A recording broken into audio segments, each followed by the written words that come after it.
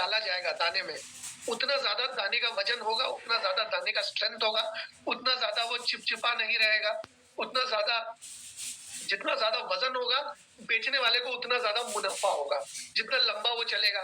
आप देखेंगे आजकल के डेट में अगर चीनी कहीं गिर जाए ना, तो चींटी भी उस चीनी को घास नहीं डालती है, चींटी भी वो चीनी का दाना उठा के नहीं ले जाती है, क्योंकि जानवरों में ये सेंसिबिलिटी इंसान से ज्यादा है कि क्या खाना चाहिए क्या नहीं खाना चाहिए।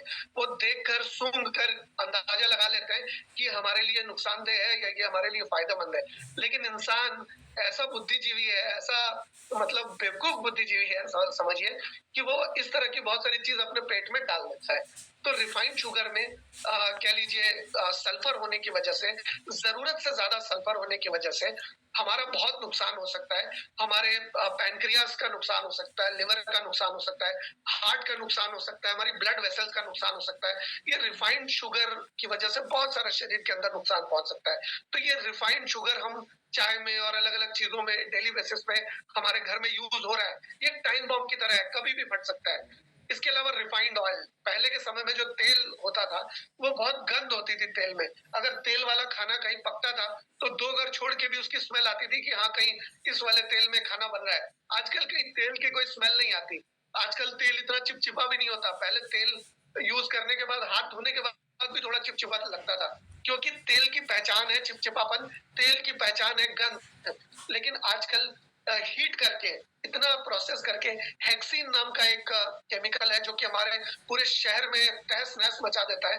वो हेक्सीन नाम का एक केमिकल ब्लीच किया जाता है और हेक्सीन नाम के एक केमिकल से ऑयल को प्रोसेस किया जाता है, जिससे उसकी गंध मर जाए, जिससे उसका चिपचिपापन कम हो जाए, जिससे कि उसका गाढ़ापन ज्यादा हो और वो ज्यादा समय तक ऑक्सीडाइज ना हो पाए, ज्यादा समय तक इस्तेमाल में आए।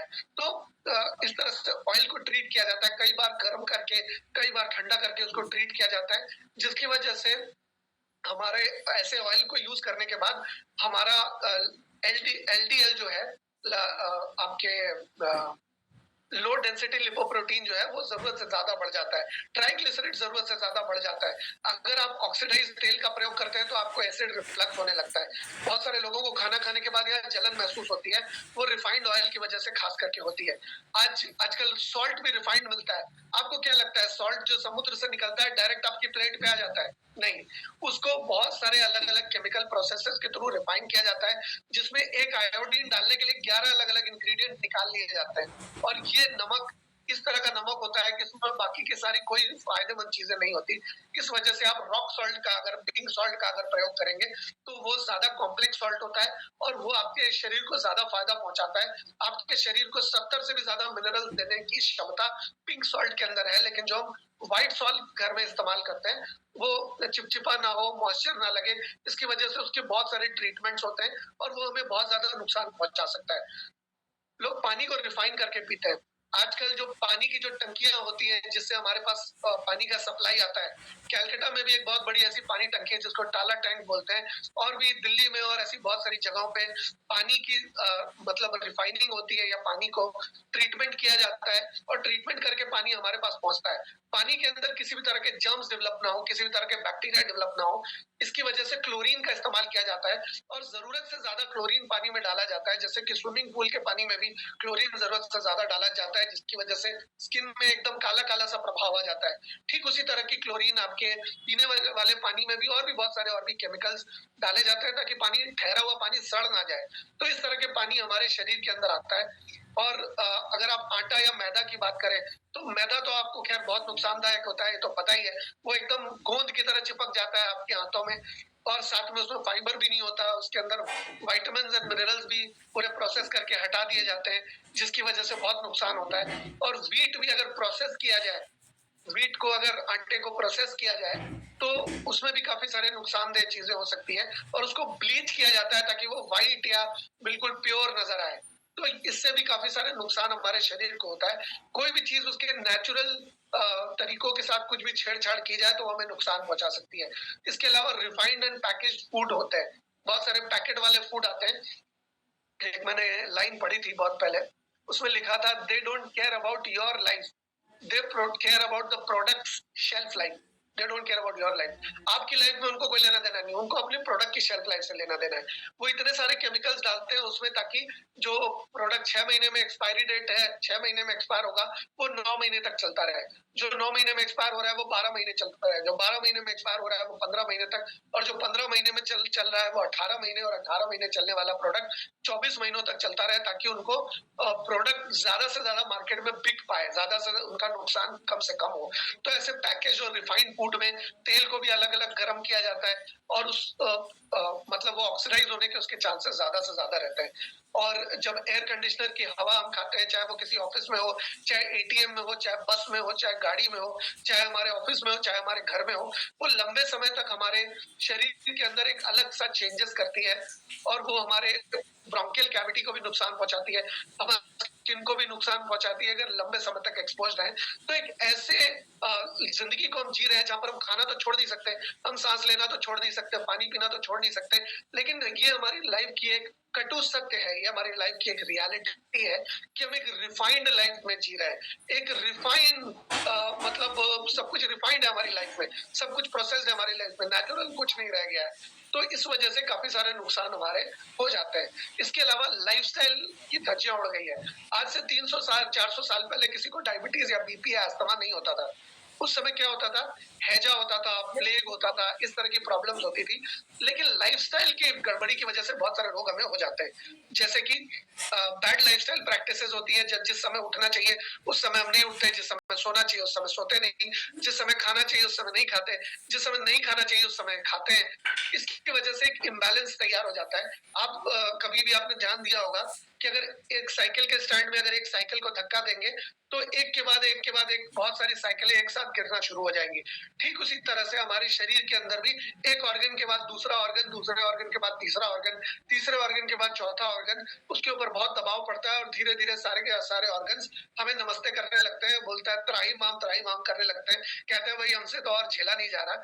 इसके अलावा मॉडर्न कुकिंग जो होती है वो न्यूट्रिएंट्स को खाने में खत्म कर देती है। मैं आपको उदाहरण देता हूँ। अगर आप चाय बनाएंगे तो चाय में सबसे ज्यादा इंपॉर्टेंट इंग्रेडिएंट कौन सा होता है? चाय अगर बनाएंगे तो आप दूध के बिना भी चाय बना सकते हैं, आप हो सकता है पानी के बिना भी बना दें। अगर दूध डालेंगे तो पानी के बिना बना सकते हैं, पानी डालेंगे तो चाय दूध के बिना बना सकते हैं, आप चीनी के बिना भी चाय बना सकते हैं, लेकिन चाय की पत्ती के बिना आप चाय नहीं बना सकते। बना सकते हैं क्या? नहीं बना सकते। लेकिन चाय बनाने में सबसे मतलब हैरत अंगेज बात क्या है, चाय बनाने के बाद चाय की पत्ती को आप उठाकर बाहर फेंक देते हैं, यानी कि पानी में उबाले जाने के बाद चाय की पत्ती में ऐसा कुछ नहीं रह गया जिससे उसका फिर से इस्तेमाल हो पाए, इस वजह से आप चाय की पत्ती को फेंक देते हैं। ठीक उसी तरह से आप जब भी किसी भी खाने को जब आप उबालते हैं तो उबालने के बाद ठीक चाय की पत्ती जैसे उसका भी हाल हो जाता है, उसके अंदर कुछ भी बच नहीं जाता, लेकिन फिर भी हम वो खाते हैं। हमें लगता है कि हमें खाना खा रहे हैं, हमें न्यूट्रिशन मिल रहा है, लेकिन उससे कुछ भी मिलता नहीं है, क्योंकि बहुत सारे उसमें खाने में विटामिन होते हैं, बहुत सारे जो हीट सेंसिटिव होते हैं, खास करके जो ऑयल सॉल्युबल विटामिन होते हैं। वेजिटेबल में जितने भी होते हैं वो हीट सेंसिटिव होते हैं। जैसे ही आप उसको आंच दिखाएंगे वैसे ही वो विटामिन मर जाएंगे, आत्महत्या कर लेंगे। तो जैसे ही विटामिन मर जाएंगे तो मरे हुए विटामिन आपके शरीर में जाने के बाद भी कोई फंक्शन नहीं परफॉर्म कर पाएंगे, कोई काम नहीं कर पाएंगे, जिसकी वजह से आप लंबे समय तक खाना खाते भी रहे तब भी आपके शरीर को उस खाने से कुछ आहार, कुछ न्यूट्रिशन, कुछ पोषण, कोई खुराक नहीं मिल पाएगी। आमतौर पे आजकल की जो कुकिंग होती है वो प्रेशर कुकर में होती है। प्रेशर कुकर या माइक्रोवेव इस तरह की चीजें आपको बहुत नुकसान पहुंचाती है, क्योंकि प्रेशर कुकर में प्रेशर से खाना बनता है। खाने के ऊपर इतना दबाव डाला जाता है कि तेजी से खाना पक जाता है, टाइम तो बच जाता है लेकिन हमारे जिंदगी का टाइम कम हो जाता है। उस खाने के अंदर इतना प्रेशर क्रिएट होता है कि उसके खाने के अंदर कुछ भी पौष्टिक आहार बच ही नहीं जाता है। लंबे समय तक वैसा खाना अगर हम खाते हैं तो हमारे शरीर के अंदर भी कुछ बचता नहीं है।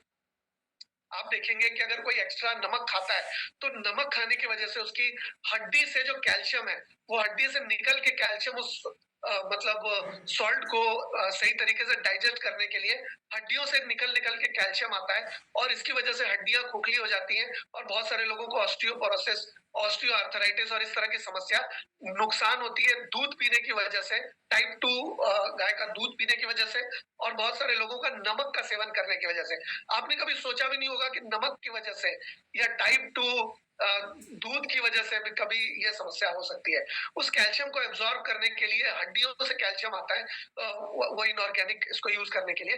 तो ये मॉडर्न कुकिंग में जितनी भी तरह की नुकसान होते हैं वो सारे के सारे हो सकते हैं, और इससे हमारा बहुत ज्यादा नुकसान हो सकता है।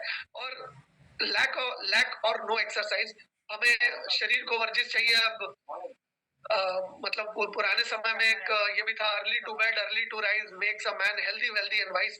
तो हम लोग एक्सरसाइज भी नहीं करते, जल्दी उठते भी नहीं है, जल्दी सोते भी नहीं है, और एक सेडेंटरी लाइफस्टाइल लीड कर रहे हैं जिसमें कोई एक्सरसाइज नहीं होती है। आप लोग सोचते हैं कि भाई हम शाम को थक तो गए, लेकिन आप खुद ही सोचिए कि आप दिन भर अगर ट्रेन में सफर भी कर रहे हैं तो बैठे बैठे भी आप शाम को थक जाएंगे। तो आपका शरीर ऐसे बना है कि अगर वो कुछ ना भी करे तो शाम को थक जाएगा। तो आप सोचिए कि इस तरह की कोई भी एक्सरसाइज अगर आप लंबे समय तक ना करें तो आपके शरीर को उससे काफी नुकसान पहुंचता है, थर्मोजेनेसिस नहीं प्रोड्यूस होती शरीर के अंदर। इसके अलावा अनकॉन्शियस हार्मिंग प्रैक्टिसेस बहुत सारी हम लोग करते हैं, खाने के बाद तुरंत पानी पी लेना, या खाने के पहले बहुत ज्यादा पानी पीना।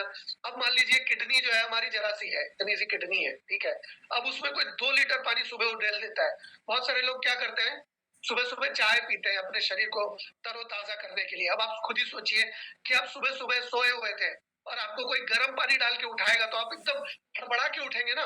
क्यों हड़बड़ा के क्यों उठेंगे? क्योंकि आपके ऊपर किसी ने गर्म पानी डाल दिया है। हमारे ऑर्गन्स के साथ हर दिन सुबह यही होता है। हमारे ऑर्गन्स बिल्कुल, हम जब उठते हैं तो उठने के बाद तुरंत तो शरीर एक्टिव नहीं होता।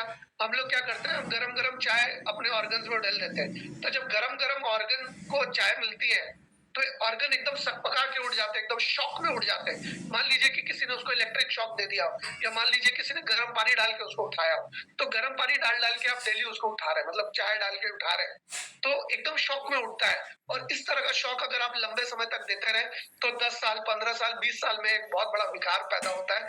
और ये कुछ कुछ ऐसी प्रैक्टिसेस है जो हम अपने आप को हार्म करते हैं। रात को देर से अगर कोई खाना खाता है तो वो शरीर में डाइजेस्ट सही तरीके से नहीं होता, आपका डाइजेशन स्लो हो जाता है और फैट बनना शुरू हो जाता है। अगर आप जरूरत से ज्यादा नमक का सेवन करते हैं तो जरूरत से ज्यादा नमक का यूज करने से क्या होता है कि आपके शरीर में वाटर रिटेंशन बढ़ जाता है, पानी ज्यादा आपके शरीर में स्टोर होना शुरू होता है और आपका वजन बढ़ना शुरू हो जाता है, या थायराइड आपका ऊपर नीचे होना शुरू हो जाता है अगर आप गलत तरीके का नमक का सेवन कर रहे हैं। तो जाने अनजाने में कुछ ऐसी चीजें हम करते ही करते हैं। खाना खाने के बाद पानी पीते ही है। खाने में यूजुअली हमें अच्छा खासा फाइबर लेना चाहिए, कह लीजिए हमें अच्छा खासा फल या सलाद लेना चाहिए। वो तो कोई भी नहीं लेता, लोग जो बनाया खा लिया और उसकी कैलोरी भी नहीं देखते। लोग पार्टी में जाते हैं तो लोग दम भर के वो मिठाई खा लेते हैं। आप सोचिए एक एक मिठाई में 400-600 कैलोरीज होती है। आपने 2 मिठाई खा ली तो 1200 कैलोरी तो आपने ऐसे ही खा ली। अमूमन एक महिला को 1800 कैलोरी चाहिए, और अमूमन एक पुरुष को करीब करीब 2000 से 2100 कैलोरी चाहिए, अगर वो सही उसका कद काठी है तो अमूमन आपने 2 या 3 मिठाई खा ली, उसी से तो 1200 कैलोरी हो गई आपकी। तो अब खाने से जो मिला ऊपर से आपको और मिल गया, तो वो फैट नहीं बनेगा तो क्या बनेगा? तो वेलनेस और इलनेस की अप्रोच है लोगों की। लोगों को लगता है कि हम बीमार नहीं पड़े हैं तो हम तो स्वस्थ हैं, लेकिन अंदर ही अंदर कहीं ना कहीं कोई रोग पनप रहा है जो कि हो सकता है 5 साल बाद दस्तक दे, हो सकता है 3 साल बाद दस्तक दे, हो सकता है 3 महीने बाद दस्तक दे। हम ऐसी सिचुएशन ही क्यों आने दें, हम ऐसी नौबत ही क्यों आने दें कि वो प्रॉब्लम हमें आगे चल के बड़ी हो जाए और फिर दस्तक दे हमें। तो हमें यूजुअली वेलनेस की अप्रोच अपनानी चाहिए। हेल्थ जितनी ज्यादा से ज्यादा अच्छी रहे, हमारे इम्यूनिटी सिस्टम जितना ज्यादा से ज्यादा बेहतर रहे, उतना ज्यादा अच्छा होगा। क्योंकि अगर हम इलनेस वाली अप्रोच, बहुत सारे लोग सोचते हैं भाई जब बीमार पड़ेंगे तब देखा जाएगा, अरे जब दिक्कत आएगी तब देखा जाएगा, अभी तो ठीक है ना, अभी दम भर के खा लो। तो वो लोग सोचते हैं कि भाई जब प्रॉब्लम आएगी तब देखा जाएगा। तो वो अप्रोच सही अप्रोच नहीं है, क्योंकि कहते हैं आछे दिन पाछे गए, हरि से किया नायत, अब पछताए होत क्या जब चिड़िया चुग गई खेत। जब नुकसान हो जाएगा तब आप सिर्फ हाथ मलते रह जाएंगे, तब आप प्रॉब्लम सही नहीं कर पाएंगे। तो आपको वेलनेस वाली अप्रोच अपनानी चाहिए, जिसमें आप अपने शरीर को ज्यादा से ज्यादा स्वस्थ बनाने की कोशिश करें, अपने इम्यूनिटी सिस्टम को ज्यादा से ज्यादा बेहतर करने की कोशिश करें। क्योंकि हेल्थ अगर एक बार आपके हाथ से फिसल गई तो बड़ी दिक्कत हो जाएगी। कुछ अच्छी हैबिट्स हैं जो कि हमें अपनानी चाहिए। ये सुबह वाली ट्रेनिंग में भी इसके बारे में मैं बात करता हूँ, लेकिन अभी मैं इसके बारे में इसलिए बात कर रहा हूँ क्योंकि सुबह वाली ट्रेनिंग में इसको डिटेल में समझाना बहुत मुश्किल होता है समय के अभाव में। तो अच्छी जो हेल्थ ट्रायंगल है वो 3 चीजों से बनता है, अच्छी नींद, अच्छी एक्सरसाइज और अच्छी खुराक। अगर हमारी खुराक अच्छी हो, हमारी एक्सरसाइज अच्छी हो और हमारी नींद अच्छी हो, तो ये तीनों चीजें अगर सही से हमें मिले तो हमारी सारी प्रॉब्लम सॉल्व हो जाएगी। लेकिन अमूमन देखा जाता है कि सोने का कोई समय नहीं रहता, या सो के उठने के बाद भी हमें आलस का अनुभव होता है, या ऐसा लगता है कि नींद पूरी नहीं हुई। एक्सरसाइज तो हम खैर करते ही नहीं है। न्यूट्रिशन और खुराक की भी बात करें तो जितनी चीजें हमें चाहिए, जिस तादाद में हमें चाहिए, उन तादाद में हमें कभी सही मायनों में मिल ही नहीं पाती, जिसकी वजह से एक इम्बैलेंस तैयार होता है, एक असंतुलन तैयार होता है, जो कि लंबे समय में हमें रोगी बना देता है, कभी अभाव के वजह से, कभी किसी और वजह से। तो ये हेल्थ का ट्रायंगल हमें बना के चलना है। अगर इन तीनों चीजों, अगर मान लीजिए आपको हवा, पानी और खाना चाहिए, अगर मैं सिर्फ आपको खाना दूं और हवा दूं और पानी ना दूं, तो आप जिंदा रह पाएंगे क्या? शायद नहीं। अगर मैं आपको पानी दूं और खाना दूं और हवा ना दूं, तो आप जिंदा नहीं रह पाएंगे। ठीक उसी तरह से मैं आपको कोई 2 चीज दूं और 1 चीज ना दूं, तो आप जिंदा नहीं रह पाएंगे। आपको तीनों चीजें बराबर मात्रा में चाहिए, आपको तीनों चीजें संतुलित मात्रा में चाहिए। ठीक उसी तरह से अगर आपकी नींद सही है, अगर आप जल्दी सो रहे हैं, जल्दी उठ रहे हैं, अगर आप सही तरीके से कुछ एक्सरसाइजेस कर रहे हैं, वो एक्सरसाइजेस कुछ भी हो सकती है, सूर्य नमस्कार हो सकता है, वो एक्सरसाइजेस कुछ प्राणायाम हो सकता है, योगा प्रैक्टिसेस हो सकती है, पैदल चलना हो सकता है। मैं क्या करता हूँ, जब फोन आता है तो मैं फोन में पैदल चलते हुए बात करता हूँ। इससे क्या होता है कि अगर बहुत ज्यादा मैं एक्सरसाइज नहीं भी कर पाया, तो एटलीस्ट वॉक करते समय मैं, फोन में बात करते हुए वॉक करते समय मैं ठीक ठाक एक्सरसाइज कर पाता हूँ। इसके अलावा न्यूट्रिशन की बात करें तो अभी मैं उसके बारे में आपको बताता हूँ कि क्या क्या चीजें अगर हम करें तो बेहतर रहेगा। और कुछ कुछ ऐसी चीजें हैं जो कि हमें समझने की जरूरत है। बहुत सारे लोग ऐसे कहते हैं कि सर हमने नोवा यूज किया, सर हमने जैन प्रो यूज किया, इम्यूजैन यूज किया, सर रिजल्ट ही नहीं आ रहा है। आप सोचिए कि आपके दाएं पैर में अगर तकलीफ हो और आप बाएं पैर का इलाज करेंगे तो कुछ होगा क्या? कभी भी कुछ भी नहीं होने वाला, क्योंकि प्रॉब्लम है दाहिने पैर में और आप इलाज बाएं पैर का कर रहे हैं। आप मान लीजिए प्रॉब्लम इन चीजों में है, लेकिन आप कुछ सप्लीमेंट देकर उसको प्रॉब्लम को सॉल्व करने की चेष्टा कर रहे हैं। आपको समझना पड़ेगा प्रॉब्लम आखिर है कहाँ। आप जब कभी भी जाएंगे डॉक्टर के पास तो वो टेस्ट करने के लिए आपको कहते हैं, क्यों? ताकि उनको समझ में आ पाए कि प्रॉब्लम क्या है, कितनी है और है कहाँ। जब तक आपको ये नहीं समझ में आएगा कि प्रॉब्लम कहाँ है या प्रॉब्लम हुई क्यों, तब तक आप प्रॉब्लम को एड्रेस नहीं कर पाएंगे, उस चीज को जड़ से नहीं निकाल पाएंगे। हम न्यूट्रिशन का काम करते हैं, और न्यूट्रिशन में हम कभी भी दवा नहीं बनाते, हम कभी भी बीमारी को ठीक नहीं करते, हम बीमारी के कारण को अटैक करते हैं, ताकि ना रहेगा बांस ना बजेगी बांसुरी। अगर प्रॉब्लम का कारण ही शरीर में नहीं रहेगा तो प्रॉब्लम भी नहीं रहेगी, बड़ी स्वाभाविक सी बात है। तो हमें ये कुछ चीजें फॉलो करने की जरूरत है, सन साइकिल फॉलो करने की जरूरत है। हमारे शरीर का की जो हजम करने की क्षमता है वो शाम होने के बाद थोड़ी कम हो जाती है, जिसकी वजह से अगर हम सूर्यास्त के बाद भारी खाना ना खाएं तो बेहतर रहेगा। इसके अलावा एसिड और बेस हमारे शरीर के अंदर दोनों बराबर बराबर बनते हैं, लेकिन आमतौर पे जो आंच में पका हुआ खाना हम खाते हैं उससे ज्यादा एसिड बनता है और बेस बिल्कुल नहीं बनता है, जिसकी वजह से एसिडिटी हो जाती है, एसिड बेस का संतुलन होता है और एसिडिटी बढ़ जाती है। आपके शरीर में एसिड ज्यादा सक्रिय होता है, इससे आपके दो नुकसान होते हैं। एक तो एसिड बेस बैलेंस की वजह से हार्मोनल इम्बैलेंस भी होते हैं। आपके शरीर को एक्स्ट्रा एसिड को डाइल्यूट करने के लिए बहुत सारी मेहनत करनी पड़ती है, बहुत सारे एंटीऑक्सीडेंट्स बनाने पड़ते हैं। साथ साथ और एक नुकसान आपको ये होता है कि जब शरीर के अंदर एसिडिक माहौल होता है, तो एसिडिक माहौल में कीटाणु, जीवाणु, आपके शरीर को नुकसान पहुंचाने वाले जितने भी कीटाणु हैं, वो ज्यादा फल फूल पाते हैं एक एसिडिक एनवायरनमेंट पे। अगर आप शरीर को थोड़ा बेसिक एनवायरनमेंट में लेकर जाएंगे या एल्कलाइन माहौल देने की कोशिश करेंगे, तो एल्कलाइन माहौल में आप देखेंगे कि कीटाणु ज्यादा पनप नहीं सकते। आपको कोविड पीरियड में भी हाथ धोने के लिए इसीलिए कहा गया था, क्योंकि हाथ हम जिस चीज से धोते हैं वो बहुत ही बेसिक चीज होती है, यानी कि अल्कलाइन चीज होती है जिससे हम हाथ धोते हैं। साबुन भी हमारे घर में जो होता है वो बेस होता है, बहुत स्ट्रॉन्ग बेस होता है। आप देखेंगे जहां साबुन गिरेगा वहां से पानी हट जाएगा, क्योंकि वो एक बहुत स्ट्रॉन्ग बेस है। तो जैसे आपका शरीर अल्कलाइन होगा, जैसे आपके शरीर के अंदर न्यूट्रल होगा, पीएच न्यूट्रल होगा, या आपके शरीर के अंदर बेसिक नेचर पैदा होगा, तो कीटाणु या आपके नुकसान पहुंचाने वाले जो बैक्टीरिया हैं वो कम से कम पनपेंगे और आपका इम्यूनिटी सिस्टम ज्यादा से ज्यादा मजबूत होगा। इस वजह से एसिड और बेस का बैलेंस बनाना हमारे लिए बहुत जरूरी है। कैसे बनाएंगे वो आगे चल के हम जानते हैं। हाइड्रेटिंग एंड डिहाइड्रेटिंग फूड भी हम समझते हैं। 2 तरीके का खाना होता है, एक आपके शरीर को पानी देता है और एक आपके शरीर से पानी ले जाता है। जब आप टमाटर खाएंगे, खीरा खाएंगे या किसी भी तरह का फल खाएंगे, तो उस फल में बहुत ज्यादा पानी होता है, उस फल के अंदर बहुत ज्यादा लिक्विड होता है, तो वो आपके शरीर को हाइड्रेट करेगा, वो आपके शरीर को पानी देगा। लेकिन जब आप ब्रेड खाएंगे, जब आप इस तरह के बर्गर खाएंगे या इस तरह का कोई फ्राइड फूड खाएंगे, तो उसके अंदर पानी तो होता नहीं, लेकिन वो जब शरीर के अंदर जाएगा तो निकलने के लिए तो उसे उतना सूखा तो निकलेगा नहीं जितना शरीर के अंदर जितना सूखा गया था। तो अभी क्या है, धीरे धीरे वो शरीर के बाहर जाएगा, तो शरीर के बाहर जाने के लिए उसे गीला होने की जरूरत है, तो आपके शरीर को वो डिहाइड्रेट करेगा, आपके शरीर के अंदर एसिड भी ज्यादा बनाएगा। थर्मोजेनेसिस जो है वो शरीर की गर्मी पैदा करने की प्रक्रिया है। जब आप थोड़ी बहुत एक्सरसाइज करेंगे, जब आप थोड़ी बहुत सूर्य नमस्कार करेंगे, थोड़ी बहुत योगा करेंगे, इनफैक्ट हमारे काफी सारे अलग अलग धर्मों में भी कुछ अलग अलग हेल्थ प्रैक्टिसेस हैं जिनको हम फॉलो करेंगे। तो आज हम लोग देखते हैं कि इस्लाम में 5 वक्त जो लोग नमाज पढ़ते हैं वो वज्रासन में बैठते हैं। जिस पॉस्चर में नमाज पढ़ने बैठते हैं वो एक बहुत अच्छा हेल्थ का पॉस्चर है, जिससे आपकी लोअर बॉडी ब्लड सर्कुलेशन बहुत बेहतर हो जाती है। आप देखेंगे कि जैन धर्म में भी ऐसा है कि वो लोग शाम ढलने के बाद खाना नहीं खाते। तो ये कुछ ऐसी चीजें हैं जिससे थर्मोजेनेसिस, शरीर के अंदर गर्मी पैदा होने की जो प्रक्रिया है, शरीर को के खाना हजम होने के समय में गर्मी पैदा होती है, तो ये प्रक्रिया बहुत ही स्ट्रॉन्ग तरीके से शरीर के अंदर सक्रिय होती है।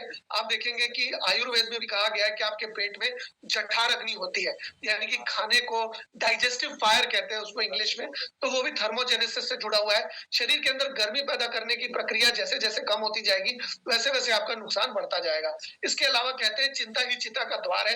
अगर आप स्ट्रेस को कंट्रोल नहीं कर पाएंगे तो धीरे धीरे स्ट्रेस आपको काल के गाल में लेकर के चला जाएगा। तो आपको स्ट्रेस को कंट्रोल करना जरूरी है, जिसके लिए आप कुछ ब्रीदिंग एक्सरसाइजेस कर सकते हैं, आप कुछ मेडिटेशन कर सकते हैं, आप कुछ म्यूजिक सुन सकते हैं, आप वॉक कर सकते हैं, या इस तरह की और भी बहुत सारी एक्सरसाइजेस हैं, ब्रीदिंग एक्सरसाइजेस, जो करके आप अपने स्ट्रेस को कंट्रोल कर सकते हैं। क्योंकि स्ट्रेस होता है दिमाग में, है ना। अगर आप ब्रेन में जाने वाला ऑक्सीजन बढ़ा देंगे, अगर आप सीधे कमर में बैठकर अगर आप कुछ ब्रीदिंग एक्सरसाइजेस करते हैं, लंबी सांस लेते हैं फिर रोकते हैं, फिर लंबी सांस छोड़ते हैं फिर रोकते हैं, फिर लंबी सांस लेते हैं फिर रोकते हैं, इस तरह से आपके ब्रेन में ज्यादा ऑक्सीजन जाएगा। और जब ब्रेन में ऑक्सीजन ज्यादा जाएगा तो न्यूरॉन्स सिकुड़ेंगे नहीं, वो न्यूरॉन्स फैल जाएंगे और आप अच्छी तरह से आप स्ट्रेस को कंट्रोल कर पाएंगे। इसके अलावा ऑक्सीडेटिव स्ट्रेस भी होता है, जिसको हम अपनी ट्रेनिंग में रेगुलर बेसिस पे समझाते हैं। ऑक्सीजन जब शरीर के अंदर जाता है तो ऑक्सीजन 2 अलग अलग हिस्सों में टूटता है अपने ब्लड के साथ मिक्स होने के लिए, लेकिन कभी कभी वो सही तरीके से नहीं टूट पाने की वजह से वो बहुत अलग अलग तरीके के जीवाणु, बहुत अलग अलग तरह के हमारे शरीर के अंदर जीवाणु पैदा करता है, जो कि हमारे शरीर को नुकसान पहुंचाते हैं। तो ऑक्सीडेटिव स्ट्रेस से लड़ने के लिए भी शरीर के अंदर इंटरनल डिफेंस मैकेनिज्म है, टी सेल्स हैं, बी सेल्स हैं, व्हाइट ब्लड सेल्स हैं, बहुत तरह की सेल्स होती हैं जो कि हमारे शरीर के अंदर ऑक्सीडेटिव स्ट्रेस को रोकती है। अभी क्या है, एक हेल्दी डाइट किन चीजों से बनता है? एक हेल्दी डाइट बनता है कार्बोहाइड्रेट से, प्रोटीन से, फैट से, विटामिन, मिनरल्स, फाइबर और वाटर। कार्बोहाइड्रेट हमारे शरीर को 45% से 55% चाहिए, प्रोटीन 10% से 35%, फैट 20% से 35%, और विटामिन, मिनरल्स, फाइबर और वाटर ये हमें बराबर मात्रा में चाहिए, जो कि कहीं ना कहीं कार्बोहाइड्रेट और फैट में ही मिले जुले हुए होते हैं। पानी हमें अलग से चाहिए होता है, फाइबर भी कार्बोहाइड्रेट प्रोटीन में ही मिले जुले होते हैं। तो ये सारी चीजें हमारे शरीर को चाहिए। अगर कोई पहाड़ में रहता है तो उसकी डाइट अलग होगी, उसको फैट ज्यादा चाहिएगा। अगर कोई प्लेन्स में रहता है तो उसे कार्बोहाइड्रेट ज्यादा चाहिएंगे। तो ये अलग अलग लोगों के ऊपर अलग अलग डिपेंड करता है कि कहाँ रहने वाले लोगों को कहाँ रहे, क्या क्या ज्यादा चीजें चाहिए। और A vitamin D, vitamin E, vitamin के, कहा जाता है कि अगर आपको पर्याप्त विटामिन डी जो है वो सूर्य से मिलता है, सूरज से मिलता है। अगर आप बिना कपड़ों के बिल्कुल नंगे, बिल्कुल नग्न अवस्था में अगर आप सूर्य की रोशनी के सामने आधे घंटे तक अगर खड़े रहते हैं तो आपको दिन भर में जितना विटामिन डी चाहिए वो सूर्य से ही मिल जाएगा। लेकिन हम एक ऐसी सिविलाइजेशन में रहते हैं, एक ऐसी सोसाइटी में रहते हैं जहां पर हम कहीं भी, कोई ऐसी जगह नहीं है जहां पर हम बिल्कुल बिल्कुल बिना कपड़ों के आधे घंटे बिता सके। ऐसी कोई जगह है क्या जहां पर धूप सेक सके आप आधे घंटे बिना कपड़ों के? ऐसी कोई भी जगह नहीं है जहां पर हमारे घर में हर कोई धूप सेक सके आधे घंटे बिल्कुल नंगी अवस्था में। तो विटामिन डी हमें नहीं मिलेगा, और विटामिन D3 तो और भी कम मिलेगा, जिसकी वजह से हमारी टेंडन्स, हमारे हड्डियां, हमारी मांसपेशियां, हमारे लिगामेंट्स बहुत कमजोर हो जाते हैं। विटामिन ए की बहुत ज्यादा आवश्यकता है हमें। विटामिन ए हमारी आंखों के लिए, हमारे हेयर के लिए, हमारे ब्रेन के लिए, हमारे शरीर की ग्रोथ के लिए बहुत ज्यादा इंपॉर्टेंट है। विटामिन ई हमारी स्किन के लिए, हमारे हेयर के लिए, हमारी आंखों के लिए बहुत इंपॉर्टेंट है। विटामिन के हमारे शरीर के अंदर कैल्शियम को एब्जॉर्ब करने के लिए बहुत इंपॉर्टेंट है। कहते हैं vitamin are the carriers of minerals. Vitamin ही मिनरल्स को कैरी करके एक जगह से दूसरी जगह लेकर जाते हैं। अगर आपके शरीर में पर्याप्त मात्रा में विटामिन नहीं होते हैं, तो अगर आप मिनरल की गोली खा भी लेंगे, अगर आप सिंथेटिक केमिकल मिनरल खा भी लेंगे, तो वो मिनरल की पथरी बन जाएगी आपके सिस्टम में, वो आपके शरीर में सही तरीके से अब्जॉर्ब भी नहीं हो पाएगा। और विटामिन, खास करके फैट सोल्यूबल विटामिन, गर्मी से भागते हैं। वो गर्मी जैसे ही उनको मिलती है वो मर जाते हैं। Vitamin A, vitamin D, vitamin E, vitamin के आपके हीट बिल्कुल बर्दाश्त नहीं कर पाते, गर्मी बिल्कुल भी बर्दाश्त नहीं कर पाते। तो ये सारे विटामिन आपको निरंतर रेगुलर बेसिस पे चाहिए, तभी जाके मिनरल्स आपके, अगर आपके कैल्शियम, आयरन और ये सारे के सारे मिनरल्स जा भी रहे हैं अगर शरीर में, तो वो सही जगह पर, जहां पर उसका सही इस्तेमाल होगा शरीर में, वहां पर पहुंचाने के लिए विटामिन का बहुत बड़ा रोल है। Vitamin are the carriers of minerals. Vitamin ही मिनरल्स को एक जगह से दूसरी जगह पहुंचाएंगे। इसके अलावा वाटर सॉल्युबल विटामिन दो तरह के होते हैं, एक बी विटामिन होते हैं और विटामिन सी होता है। बी विटामिन में बहुत अलग अलग तरीके के विटामिन होते हैं जिसका रोल अलग अलग होता है। Folate, thymine, रिबोफ्लोविन, niacin, pantothenic acid, biotin, vitamin B6, vitamin B12 और विटामिन सी, ये अलग अलग तरह के विटामिन होते हैं जिसका रोल अलग अलग होता है।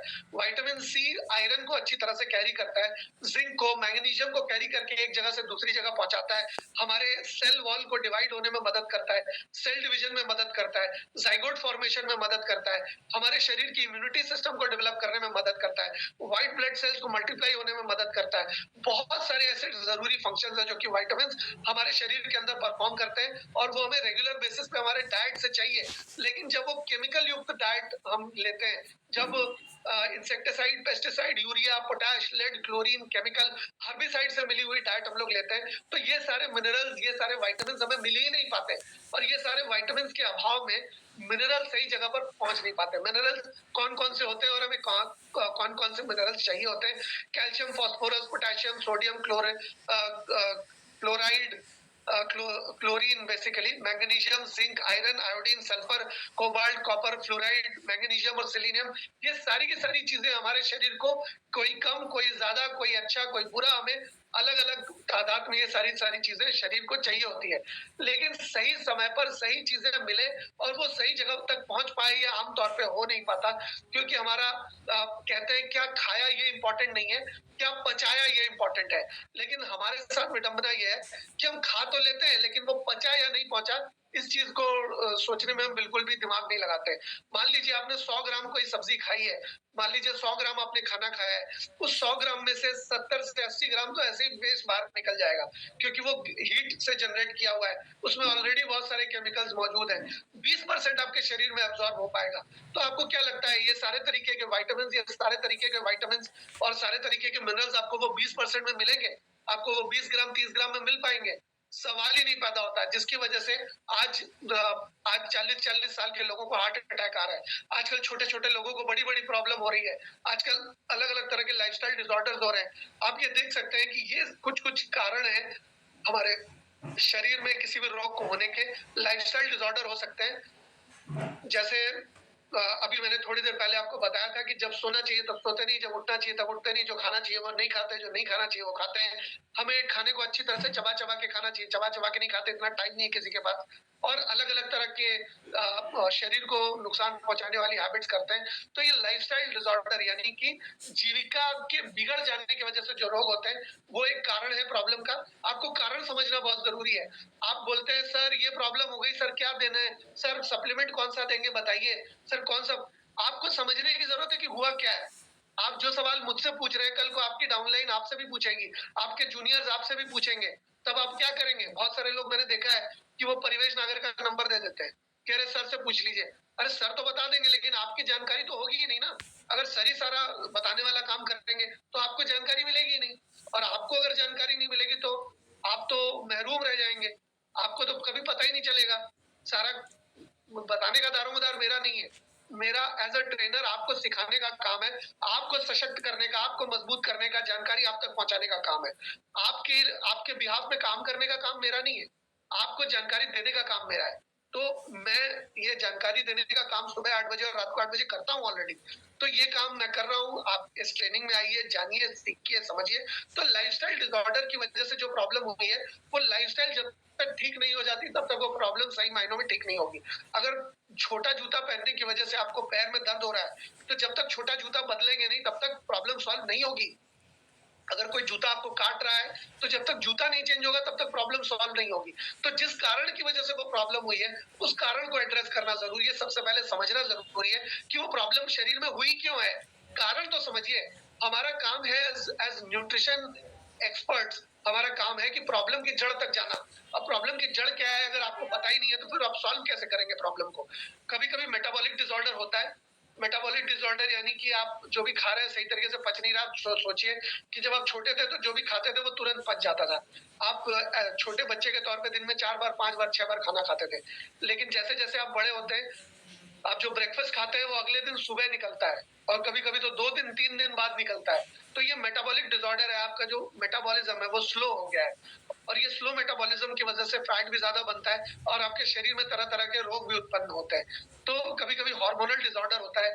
हार्मोनल डिसऑर्डर की वजह से थायराइड बढ़ जाता है, या कभी पीसीओडी, पीसीओएस या इस तरह की समस्या महिलाओं को आती है, खास करके टेस्टोस्टेरोन कम हो जाने से, या कोर्टिसोल बढ़ जाने से, या एस्ट्रोजन बढ़ जाने से या कम हो जाने से अलग अलग तरह की दिक्कतें आती हैं। हेरिडिटी यानी कि जन्मगत समस्या भी बहुत सारे लोगों को होती है। इन्फेक्शन से भी रिलेटेड समस्या लोगों को होती है। आपको कौन सा न्यूट्रिशन देना है ये समझने से पहले, ये बताने से पहले, ये देखने से पहले, ये करने से पहले आपको समझना पड़ेगा कि प्रॉब्लम हुई क्यों है। प्रॉब्लम क्यों हुई है ये नहीं जानेंगे तो आपको नहीं पता चलेगा कि देना क्या है। दूसरी बात, बहुत सारे लोग कहते हैं कि सर 13 साल के नीचे का बच्चा है, ये हो गया वो हो गया। तो देखिए हमारे पास सप्लीमेंट अभी 4 हैं, जिसमें से काढ़ायु है। काढ़ायु तो सप्लीमेंट भी नहीं है एक तरह से, और वो काढ़ायु से तो आप सारी चीजें कर नहीं सकते। तो काढ़ायु को अगर छोड़ दे तो हमारे पास 3 ही सप्लीमेंट बचते हैं जिसमें। इसके अलावा तीसरा जो है वो इम्यूजेंट है, वो आप दे हर किसी को सकते हैं, लेकिन मात्रा आपको थोड़ी जाननी पड़ेगी। प्रॉब्लम ज्यादा है, मात्रा ज्यादा देनी है। प्रॉब्लम कम है तो कम मात्रा देनी है। उम्र कम है तो मात्रा कम देनी है। उम्र ज्यादा है तो मात्रा ज्यादा देनी है। बिल्कुल गांठ मार के चलिए कि प्रॉब्लम कम है तो मात्रा कम देनी है, प्रॉब्लम ज्यादा है तो ज्यादा मात्रा देनी है। उम्र अगर कम है तो कम मात्रा देनी है, उम्र ज्यादा है तो ज्यादा मात्रा देनी है।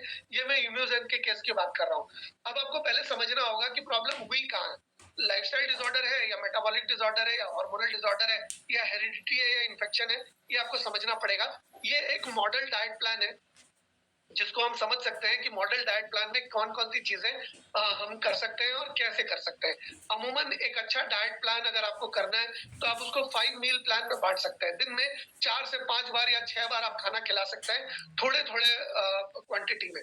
मान लीजिए अगर आप 2000 किलो कैलोरी खा रहे हैं, और अगर आपको वजन कम करना है तो आप 1500 या 1600 कैलोरी खाइए। अगर आपको वजन बढ़ाना है तो आप 2000 कैलोरी की जगह 2200, 2300 या 2400 या 2500 कैलोरी खा सकते हैं। इससे धीरे धीरे आपके शरीर के अंदर कैलोरी का मतलब अधिकता हो जाएगी, और वो कैलोरी धीरे धीरे आपके शरीर में, अगर आप एक्सरसाइज कर रहे हैं तो मांसपेशी के रूप में या फैट के रूप में जमा होकर आपका वजन बढ़ा देगी। और अगर आप वजन को घटाना चाहते हैं डाइट प्लान के जरिए, तो आप उसको एक लो कैलोरी डाइट दीजिए, जिसमें खाने की मात्रा को कम रखिए, और साथ साथ आप सप्लीमेंट्स भी दे सकते हैं, कुछ परहेज भी बता सकते हैं, कुछ एक्सरसाइजेस भी बता सकते हैं। जब 3 डायमेंशनल या 4 डायमेंशनल अप्रोच अपनाएंगे तो आपको रिजल्ट ज्यादा से ज्यादा बेहतर आएगा। ये एक मॉडल डाइट प्लान है, इसमें अलग अलग चेंजेस किए जा सकते हैं डिपेंडिंग अपॉन आपको रिजल्ट किस तरह के चाहिए। ये एक ऐसा डाइट प्लान है जो कि खास करके लीन बॉडी मास को बढ़ाने के लिए या वजन को कम करने के लिए इस तरह का एक डाइट प्लान आप एक्सरसाइज कर सकते हैं।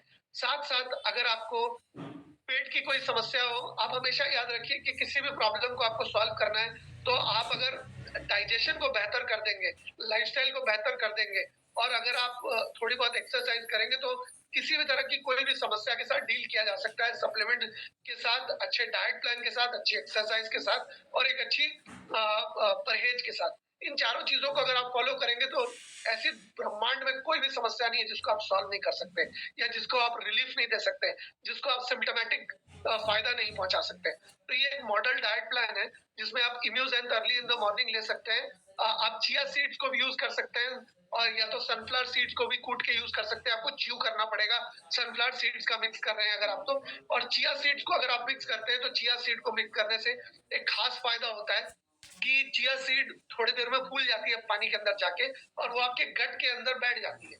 और जब गट के अंदर, आपके शरीर के अंदर, आपके इंटेस्टाइन के ऊपर बैठ जाती है, तो वो ज्यादा आपको ओवर ईटिंग से बचा लेती है। आप ज्यादा ओवर ईटिंग नहीं करते अगर आप चिया सीड का प्रयोग करते हैं तो अगर आप ओवर ईटिंग नहीं करेंगे तो हाई कैलोरी खाना आपके सिस्टम में जाएगा नहीं। अगर हाई कैलोरी खाना आपके सिस्टम में नहीं जाएगा तो आपका फैट बनने की मात्रा आपके शरीर में वैसे ही कम हो जाएगी। अगर आपको वजन कम करना है तो चिया सीड का भी प्रयोग कर सकते हैं इम्यूजैन के साथ, या अपने नॉर्मल पानी जो पी रहे हैं उसके साथ। इसके अलावा ब्रेकफास्ट में 1 से 2 स्कूप सैन प्रो ले सकते हैं, कम से कम 200 ml वाटर के साथ। बहुत सारे लोग कहते हैं कि सर गर्म पानी में लेना है या ठंडे पानी में लेना है। आप खुद ही सोचिए कि शरीर के अंदर का तापमान शरीर के बाहर के तापमान से ज्यादा है। मैं दोबारा दोहराता हूँ, शरीर के अंदर का तापमान शरीर के बाहर के तापमान से ज्यादा है। इसकी वजह से क्या होता है कि शरीर के जो अंदर का तापमान है उससे तो पानी ढल जाएगा। जैसे आपने पानी पिया तो पानी अंदर जाने के बाद तो शरीर के माहौल के साथ ढल जाएगा, शरीर के टेम्परेचर के अनुसार अपने आप को ढाल लेगा। तो जब शरीर के अंदर जाके वो पानी वैसे भी गर्म हो ही जाएगा तो आपको बाहर से गर्म पानी पीने की क्या जरूरत है। आप अगर पीते हैं तो अच्छी बात है, लेकिन इसमें कोई थंब रूल नहीं है क्योंकि ये दवा नहीं है। अमूमन लोग इसको दवा की तरह इस्तेमाल करते हैं, लेकिन ये दवा तो है ही नहीं, ये तो खुराक है, ये तो खाना है। फूड सप्लीमेंट का शाब्दिक अर्थ होता है पोषक आहार। पोषक आहार आप कभी भी ले सकते हैं। दूध आप कभी भी पी सकते हैं, काजू, पिस्ता, बादाम, अखरोट, पिस्ता, ये सब आप कभी भी खा सकते हैं। खाना खाने के बाद भी खा सकते हैं, खाना खाने के पहले भी खा सकते हैं। इसमें कोई भी नुकसान की बात नहीं है। आप इसको जब खाना चाहें तब खा सकते हैं। लेकिन अगर आप कोई हेल्थ चैलेंज को फेस कर रहे हैं तो किसी मेडिकल एक्सपर्ट से या किसी न्यूट्रिशन एक्सपर्ट से या कंपनी के किसी एक्सपर्ट से, एग्जीक्यूटिव एंड अबव से पूछकर, जानकर, सीख कर तब खाना खाएं। ब्रेकफास्ट में अगर आप 40% से 60% अगर आप सलाद और फ्रूट खाते हैं, अल्कलाइन फूड खाते हैं, डाब का पानी पीते हैं या नारियल का पानी पीते हैं, इस तरह की अगर आप चीजें यूज करते हैं तो आपके शरीर को अल्कलाइन होने में सुविधा होगी। आपको अगर भूख ज्यादा लगी है, आप एप्पल खा सकते हैं, पपाया खा सकते हैं, या अलग अलग तरह के फ्रूट्स खा सकते हैं। और आप आधे घंटे के बाद, कुछ खाने के 20 मिनट से आधे घंटे के बाद आप काढ़ायू भी इसका सेवन कर सकते हैं। ब्रंच यानी कि ब्रेकफास्ट और लंच के बीच का खाना होता है। इसमें आप फ्रूट्स खा सकते हैं, salad, poha, idli, sprouts, egg yolk यानी कि अंडे का जो बाहरी भाग होता है सफेद वाला, वो खा सकते हैं। क्वांटिटी जो है पोहा की, इडली की, वो अमूमन जितना आप खाते हैं उसका आधा होगा। यानी कि अगर आप जितना भी क्वांटिटी खाते हैं उसका आधे का आधा या उसके आधा आप खाना खाएंगे, ताकि एक बार में ज्यादा ओवर ईटिंग ना हो। ये जो हमारे खाना पचाने की फैक्ट्री है, जो हमारा पेट है, मान लीजिए अगर ये 1 केजी की कैपेसिटी है इसकी, और इसमें अगर हम 1.5 केजी खाना डालेंगे तो ओवरलोड हो जाएगी। और ये फैक्ट्री में अगर ओवरलोड हो गया तो ये फैक्ट्री ब्रेक डाउन हो जाएगी, और ये फैक्ट्री ब्रेकडाउन होने से हमारा ब्रेकडाउन हो जाएगा। इस वजह से अगर 1 केजी को खाना पचाने की फैक्ट्री है तो उसमें अगर 200 ग्राम, 300 ग्राम, 200 ग्राम, 300 ग्राम अगर आप डालेंगे तो वो सही तरीके से एब्जॉर्ब कर पाएगा, सही तरीके से उसको पचा पाएगा, और साथ ही साथ खाने के साथ आपकी कैलोरी लॉस भी होगी। लंच में आप सैलड्स और फ्रूट्स खा सकते हैं। इसके साथ आप जो खाते हैं उसको भी 20-30% खा सकते हैं, लेकिन क्वांटिटी बहुत कम होनी होगी। आप लेट इवनिंग स्नैक जो है वो भारी ले सकते हैं, जैसे कि आप 2 नोवा ले सकते हैं उसके पहले। आप सुबह भी जब ले रहे हैं तो 2 नोवा ले सकते हैं जैन प्रो के साथ साथ। आप साथ में ले सकते हैं जैन प्रो के। ऐसा नहीं है कि आपको 5 मिनट बाद या 10 मिनट बाद या 15 मिनट बाद लेना है। ये फूड सप्लीमेंट है, ये दवाई नहीं है। क्योंकि दवाई नहीं है इसलिए इसको साथ में लिया जा सकता है, कोई नुकसान नहीं है इसमें। इसके अलावा लेट इन द इवनिंग आप मूढ़ी खा सकते हैं, जिसको पफ्ड राइस भी कहते हैं। सत्तू, ओट्स, अंकुरित चना, रागी, चिवड़ा, पोहा, उपमा, सूप, पॉपकॉर्न, ऐसी बहुत सारी चीजें हैं जो आप खा सकते हैं। ये जितनी भी सारी चीजें हैं इसमें कैलोरी कम है और न्यूट्रिशन ज्यादा है। पॉपकॉर्न में तो इनफैक्ट कोई भी कह लीजिए कोई भी कैलोरीज होती ही नहीं है। इसके अलावा अंकुरित चना, रागी, ये सारी चीजें आप ब्रेकफास्ट में भी खा सकते हैं। जो अंकुरित चना या अंकुरित मूंग या अंकुरित अलग अलग दाल होती है, वो अंकुर उसके निकाल के आप उसको यूज कर सकते हैं। लाइट डिनर खा सकते हैं, वेरी लो कार्ब डाइट खा सकते हैं। अगर आप रात को वजन कम करने के उद्देश्य से अगर आप डाइट प्लान को फॉलो कर रहे हैं तो आपको जैन प्रो का सेवन करना है। आप डिपेंड करता है, अगर 2 स्कूप लेंगे तो आप एक्सरसाइज ज्यादा कर रहे हैं तो 2 स्कूप भी ले सकते हैं। अगर एक्सरसाइज कम कर रहे हैं तो 1 स्कूप भी काफी है। इसके अलावा अगर आपको रात को कुछ खाना पड़ जाए तो आप मतलब डबल टोन मिल्क यूज कर सकते हैं, या ऐसा कुछ ले सकते हैं जो कि लाइट हो आपके स्टमक में। कुछ दलिया ले सकते हैं, या इस तरह की मतलब कुछ रागी या ओटमील ले सकते हैं जो कि हल्का हो, आपके सिस्टम में ज्यादा भारी ना हो, क्योंकि रात को जितनी देर रात को आप भारी खाना खाएंगे उतनी ज्यादा आपको वजन कम करने में या अपनी हेल्थ को बेहतर करने में दिक्कत आएगी। इसके अलावा कुछ लाइट और मॉडरेट एक्सरसाइज करते हैं, कोर एक्सरसाइजेस करते हैं। आपको बहुत सारी वीडियोस आपको ऑनलाइन मिल जाएगी कि कोर एक्सरसाइजेस किस तरह से होते हैं। स्क्वाट्स होते हैं जो आप चेयर की मुद्रा में बैठते हैं, ब्रिस्क वॉकिंग होती है, साइकिलिंग, योगा, सूर्य नमस्कार। आप स्विमिंग, खैर ठंड में तो स्विमिंग पॉसिबल नहीं है, लेकिन आप रनिंग कर सकते हैं, ब्रिस्क वॉकिंग कर सकते हैं। अर्ली इवनिंग और मॉर्निंग के दौरान आप सूर्य नमस्कार कर सकते हैं। बहुत सारी और भी, बेड पे लेट के भी ऐसी बहुत सारी एक्सरसाइजेज है जो आप कर सकते हैं, जो आपके पेट के लिए और आपकी लोअर बॉडी के ब्लड सर्कुलेशन के लिए बहुत अच्छी है। ये अलग अलग सब्जेक्टिव केसेस में इसके ऊपर अलग अलग बातें करेंगे हम। ये एक मॉडल डाइट प्लान है जिसका स्क्रीनशॉट आप ले सकते हैं, और आप इस डाइट प्लान को इम्प्लीमेंट करेंगे तो ज्यादा से ज्यादा लोगों को अच्छे से अच्छा रिजल्ट आएगा। आप कोशिश करिए कि लंच में और ब्रेकफास्ट में लोगों को फ्रूट्स ज्यादा से ज्यादा खिलाएं, और सैलेड ज्यादा से ज्यादा खिलाएं। इससे फाइबर आपके शरीर को मिलेगा। आपके शरीर के पास जो फाइबर जाता है तो आपका जो गट होता है ना, आपके शरीर के अंदर जो लार्ज इंटेस्टाइन होता है, वहां पर कुछ अच्छे कीटाणु होते हैं जिनका नाम प्रीबायोटिक और प्रोबायोटिक होता है। वो जब उनको फाइबर मिलता है तो फाइबर उनका खाना है। फाइबर को जब वो खाते हैं तो अपनी संख्या वृद्धि करते हैं, और वो जितनी जल्दी संख्या वृद्धि करेंगे आपको हजमे उतना अच्छा होगा। आप पॉटी में बैठेंगे तो आपको पॉटी हो जाएगी, आपको दम लगाने की जरूरत नहीं पड़ेगी, आपको दिक्कत नहीं आएगी, और सॉलिड पॉटी होगी आपकी। तो ये अगर आप ज्यादा से ज्यादा फाइबर खाते हैं, अच्छा। और एक चीज समझिए कि आप जितना ज्यादा रंग बिरंगा खाना खाएंगे उतना ज्यादा फायदा होगा। आप देखेंगे कि शिमला मिर्च हरे रंग की भी आती है, लाल भी आती है, पीली भी आती है।